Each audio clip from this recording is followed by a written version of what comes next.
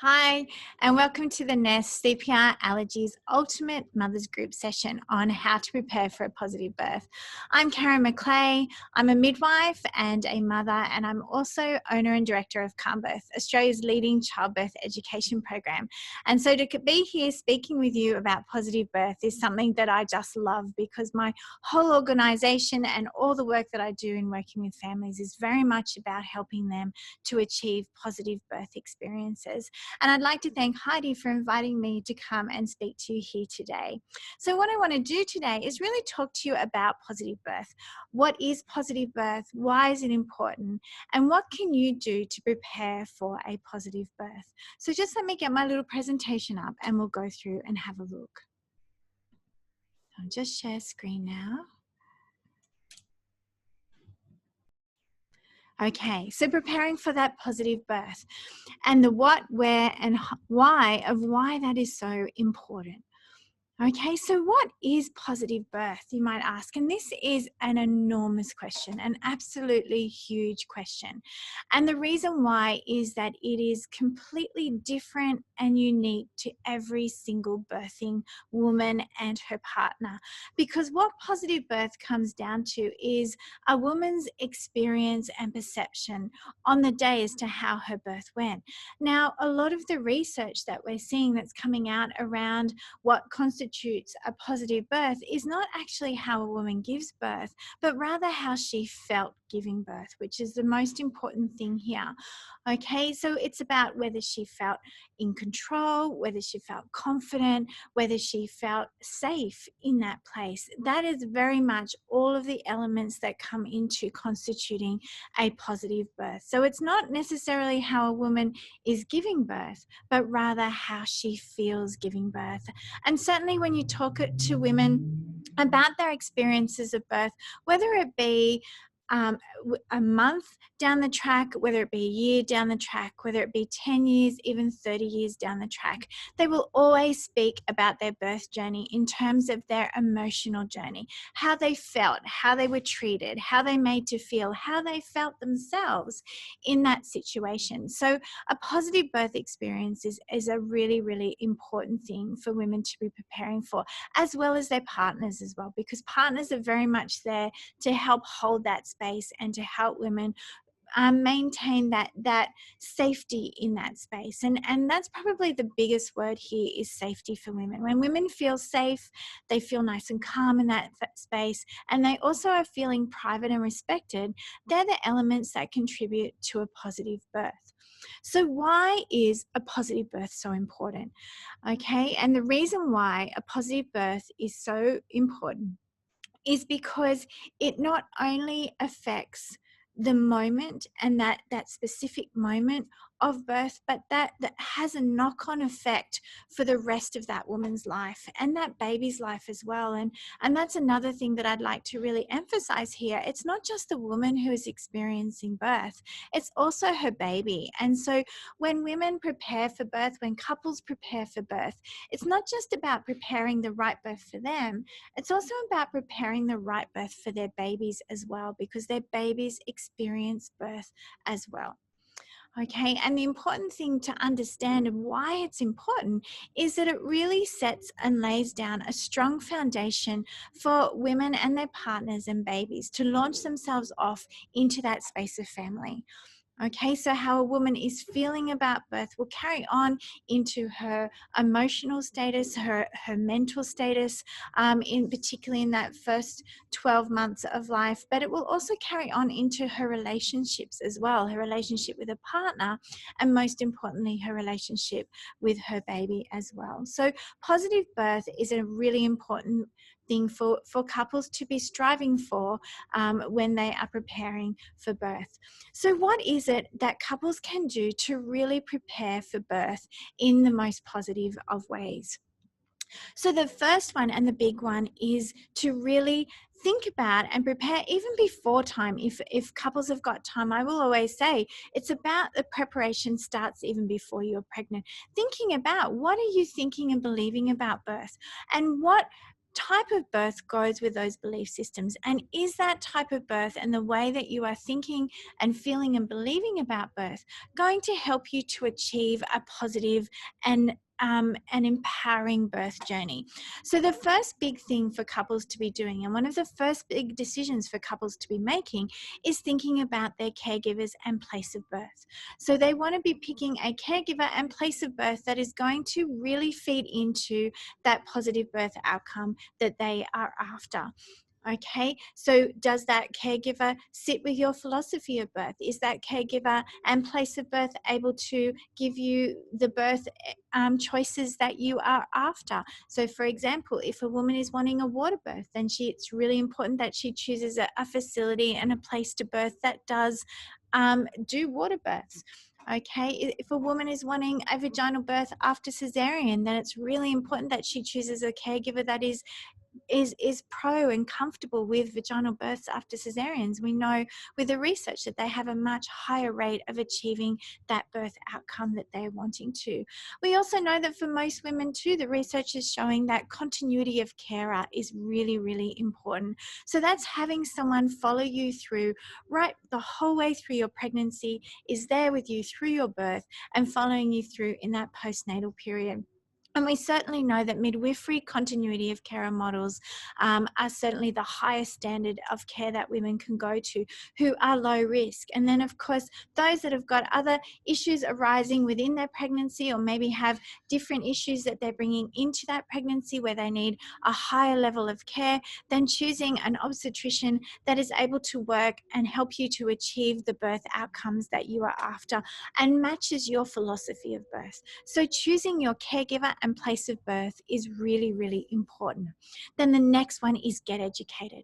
And this is the thing that I'm most passionate about, is really getting educated. Our culture around birth is quite negative still. We are moving and changing a lot with a lot of things like such as Calmbirth coming onto the scene and educating couples around the positive sides of birth and empowering them about what birth actually is. But there's a big movement of positive birth coming up around actually globally with organizations such as the Positive Birth Movement, which are making a real difference, and where women are actually hearing the positive stories of birth now as well, where once upon a time we only heard the negative. And the thing is too, is also in this time of getting educated, it's also very important to examine what your belief systems are about birth, and not only your belief systems and what they are, but where have they come from. A lot of our beliefs around birth are coming from places that are not evidence-based. So for example, they're coming from Hollywood movies and television. They're coming from the media, which often presents a very biased point of view depending on who the writer is and who the audience that they're writing for is as well. So it's really looking at where is that coming from. It may have come from Year 9 Science or PDHPE, where the whole premise of teaching childbirth education reproductive health is about contraception as opposed to empowering those youngsters around what birth actually is. So it's about really examining what you're thinking and feeling about birth, and is this going to help you to achieve that best birth experience that you're after for both you and your babies. And what you need to then do is go, all right, well, what information do I then need to know? If there's information that's coming up that's making you feel nervous or anxious around birth, what information do I need to get? What questions do I need to ask? Who do I need to seek out to make me feel better about this situation? And you will find with just a little bit of knowledge how those little fears and anxieties can certainly get even tossed away or very much put in their place and put into perspective for couples to realize that birth is a very normal and natural process of the female body, and we're made to do this. What we need to do, particularly in our culture, in our society, is trust it. Okay, and that's one of my favorite words when it comes to birth, is just trusting. Okay, trusting ourselves and surrendering into that process and working with it. Whereas at the moment, when we bring a lot of fear into that space, we lose that trust and lose our ability to work with birth. And in fact, what we have a tendency to do is work against it. So getting educated by coming to really high quality holistic programs such as Calmbirth is really important. Reading some great books. Some of my favorite books that I love to recommend to people are books such as this one, Ina May Gaskin's Guide to Childbirth. I love Millie Hill's Positive Birth book. That's a fantastic one as well. Sarah Buckley has done a lot of work looking at the hormonal physiology of women, and her book Gentle Birth, Gentle Mothering is also a beautiful book. Millie Hill has also just written a great book, which I just love. And this is where you can find your strength and your oomph, girls, and your voice. And this is it here. Birthing is a feminist, give birth like a feminist. Your birth, your baby, your body. And this is a really good one. And it gives you a really interesting glimpse into the system. And also, again, why it's important for women to find their voice within the system and start to navigate their way to understand that they are in charge of their own births. Their caregivers are there simply to walk through it with them. Okay, and then the next one that I really love is Rhea Dempsey. Rhea Dempsey's beautiful book. This is an oldie but a goodie. Okay, Birth with Confidence. It's a great one. She's also released a new book as well, which I recommend, but I do love this book. I always come back to it. And then finally, one of my favorite books that has just recently come out is this book here called The Birth Map. Okay, by Catherine Bell. And this is basically a really great tool to give you a scaffold for you to plan your birth and mind map your birth and ensure that you are making an informed decision the entire way through your pregnancy and your birth and through even into that postnatal period. So these are the books that I recommend. I also recommend going and getting looking at some great podcasts as well. There's really good ones. I love evidence-based birth. We've got our own podcast called the Calmbirth Conversations, where we interview a whole lot of experts around birth and different topics as well. You can have a listen to that. There's beautiful ones like the Australian Birth Stories, which gives you lots of positive stories for women that have given birth all different ways, right from home birthing all the way through to elective cesareans or highly medicalized births, and how they found positivity and empowerment in those different birth journeys as well. Okay, so getting yourself educated, doing a high quality childbirth education program like Calmbirth that can really help to set you along the way to know the questions to ask, the information that you need to know, and to really ensure that you are in control of your own birthing journey and the decisions that you are making. It's about you finding your voice in this. Then prepare and start to get ready. And it's about preparing not just emotionally and mentally, which is what Calmbirth is very much about, but it's also about preparing physically as well. Understanding that the day that you give birth, yes, it is a day or two or maybe even 3 for some couples, but it is a day that you need to be prepared at all levels, physically and mentally. It's just like running a marathon. It's different to a marathon, but it can be likened to a marathon, where marathon runners don't just turn up to the event. They have spent months preparing and getting themselves ready for this, again, not just physically, but also emotionally. So I always advise that couples do, from a physical point of view, doing stuff that keeps them fit and healthy, eating nutritionally, going and doing lots of exercise, gentle exercise like yoga. I'm a big fan of yoga. Swimming, I think pregnant women, swimming is amazing because it's low impact, but it still helps to keep up that stamina, still helps to keep that pelvis nice and balanced as well. Going and looking at programs as well that help physically, like such as Spinning Babies is a really great website that you can go to have a look at getting some exercises to do. I always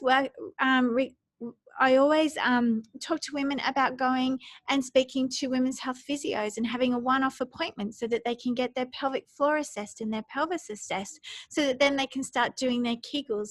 And one of the reasons that I love those pelvic floor exercises in birth is not just to help strengthen the pelvic floor, which we know really helps with the physicality of birth, but also for women to understand and become body wise and know where that baby's coming to and know when it feels like they're holding it tight, but also learning to relax it, which is one of the most important things in birth. If you feel that your pelvis is a little tight, going and getting some body work done via a physio or an osteo or chiro or a good remedial massage therapist, just to make sure that that pelvis is nice and relaxed, because again, it's that pelvis that is your instrument of birth, and your baby is coming through you. You are the vessel that your baby's coming through, and it's really important for you to be able to create space. And creating space at that physical level is really about helping that pelvis stay nice and balanced and open and understanding it. So doing some exercise, as I said, and also going and seeing a physio, osteo, chiro is wonderful as well. Seeing other complementary health practitioners as well, such as acupuncturists, naturopaths, nutritionalists, all of those that can help you with diet and help your nervous system be in the right space that it needs to be for you to give birth. So that's all about preparing physically for birth.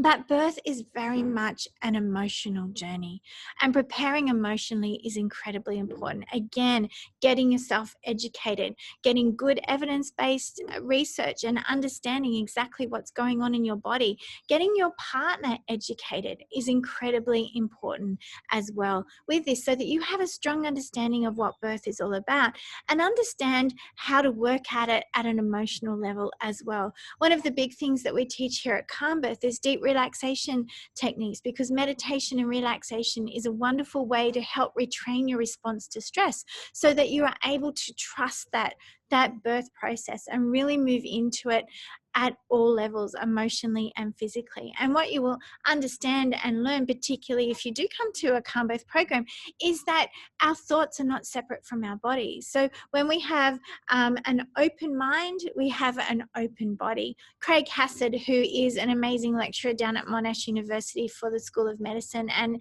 is very big on bringing mindfulness and the mind-body connection into mainstream medicine, he talks very much around, if we have a tense mind, we have a tense body. So I like to see it that if we have an open mind, we have an open body, and that's what we need to give birth as comfortably and as effectively as possible. That open mind, so that our bodies can open and we can surrender into that process. So doing things that chill you out, that relax you, getting that beautiful oxytocin nourished and soaked environment even before birth is really, really important. Now, oxytocin is our connection hormone. It's our love hormone.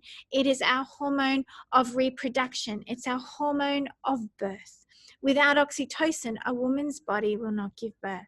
It's also our hormone of trust. And when women are nourished and surrounded by that oxytocin through their pregnancy, because they're feeling safe, calm, and private, and particularly through their birth, where it's essential for them to feel safe, calm, and private, and have people around them holding space, then they are able to then move on and move through birth, not just physically, but emotionally safe. And that's what's really, really important for that positive birth experience. Okay, so preparing at all levels and getting yourself educated is incredibly important. The final one is thinking about your support team. Who's going to be there? We've talked about choosing the right caregiver for you. That's incredibly important, but who else is going to be in that space with you? For the vast majority of women, particularly here in Australia, it's going to be their partner. So does their partner understand birth? Does he or her trust birth? Do they know what their role is? Do they know how to work with it? Do they know how to support you, how you need them to support you? Do they know how to be the partner that you need them to be? So it's incredibly important that they get themselves educated as well, that they go to as many antenatal appointments as what they can. Now, I know that is tricky at the moment with COVID, but doing things like FaceTiming them into those appointments is really important, so that they feel very much part of the team as well. Again, and doing a program and a childbirth education program that values the role of the partner, and that really can help to educate them in the way that they need to be, so they know what their role is. I'm a really big believer that when you've got a partner who's on board and very, very present in the space, that woman's ability to feel safe, calm, and private is absolutely enhanced, because often in most cases it is her partner that she feels safest with. And so when he knows what to do and how to support her, then that's incredibly a powerful thing. Okay, do you need to look at a doula? Okay, doulas are amazing. They're professional support people, and often they're there to support the partner so that that partner can then support his birthing partner or her birthing partner in that space as well. And they're, again, part of that continuity of care and model as well. They come, they meet you in pregnancy, and they follow you through in that, particularly that early phase of labor, and will follow you in as your support person. They're not medical, so they're not there in a medical role. They're purely there to provide that emotional and physical support so that women, once again, feel safe, calm, and private. So it's around working around who that circle is around you. If you are thinking about your mum coming in to support you, or your sister, or your best friend, what are their belief systems around birth? What do they believe? Are they going to be able to support you in a way that you need them to support you? Have they given birth before? What's their experience of giving birth before? Have they had a traumatic experience? Are there issues that they need to move past so that, again, they can be the birth support that you need? And these are all questions that you need to be doing.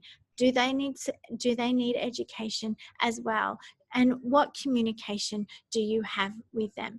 And then that's that other big word, that word communication, and really communicating with all your support team, your caregivers. And that communication does not start in the birth room. It needs to start way before, where every appointment that you go to, you walk in with a handful of questions saying, all right, what's your policy on this? How do we work with this? If this happens, what do we need to do? What do I need to look at? What are my options? What are my choices? You have options and you have choices in absolutely everything.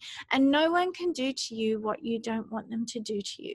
So it's really important that you are asking about what your options are and what your choices are, getting the information on all of them, working out the pros and the cons, and working out what feels right for you. If you need to then go back and ask more questions, ask more questions. If you need to get a second opinion, get a second opinion. Because once again, as we said at the beginning of this little session, was the most important thing for women is to feel that they have made informed decisions around their birth, and that they are comfortable with the decisions that are being made, so that they feel in control of their birthing journey and that they have voice within their birthing journey. That is what contributes to a positive birth. So coming back and wrapping up all of this, I'll just come out of my presentation. Really, a positive birth is incredibly individual to every single woman and her partner. And what it is up to that couple to create their journey and to discover what is going to be the best birth for them and their baby, to create that positive experience. And the way that they do that is to get the right people around them for them, but also to get educated and get fully informed and ask lots and lots of questions. Because with knowledge comes confidence. And when a woman is confident, she's able to dismantle her fears and move towards a positive birth. And that is the essential ingredient for a positive birth. So I hope you've enjoyed my little chat on our session around how to prepare for positive birth. If you want any more information around Calmbirth, you can go to our website on calmbirth.com.au, or you can join us on our social media on Facebook and Instagram. I wish you all the very, very best with your journey and preparing for a positive birth.